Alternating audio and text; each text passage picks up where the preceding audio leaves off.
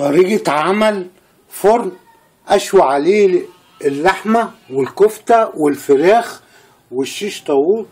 معانا حتة سلوفان ومعانا حتتين فحم. مش عندك فرن هتجيبي أي صينية من عندك، وكل اللي عليك إنك أنت هتجيبي حتة سلوفان زي دي تحطها في قلب الصينية وتروحي منزلة عليه إيه الفحم ده. دي فحم نظيف. اما تحب تشتري فحم قولي له عايزه فحم يكون مطفي برمله مش مطفي بميه. تمام اهو يا جميل. تمام ادي حطينا الفحمتين اهم ولعناهم، وتروحي جايبه الشبكه بتاعه البوتاجاز وتروح حاطاه كده يا جميل.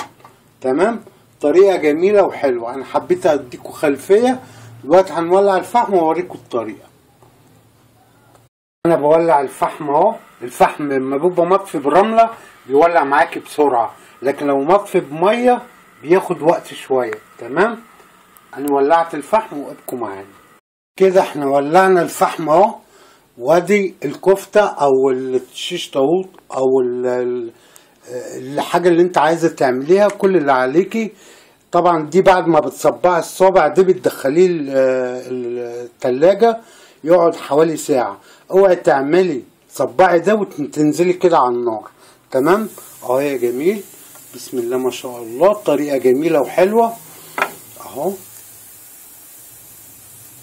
طريقة عمل اللحمة المشوية او الكفتة المشوية في البيت اهو يا جميل اهو.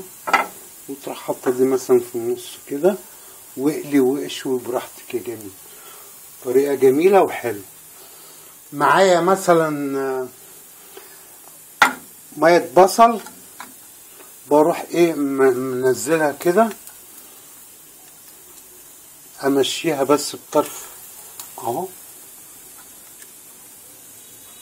مية بصل وعليها حتة سمنة بلدي مسيحة بنزلها كده عشان تدي طعم طراوة لحتة الكفتة اللي انا بشويها اهي. جميل كده. انت فتحتي محل كباب وكفتة في البيت في العيد.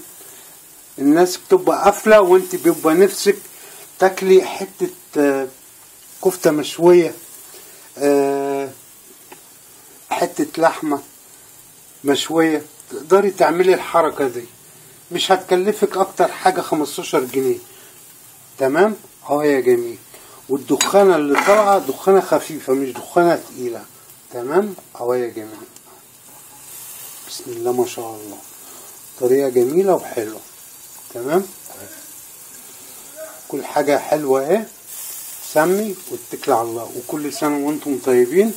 انا بس حبيت اقول لكم طريقة عمل الكفتة.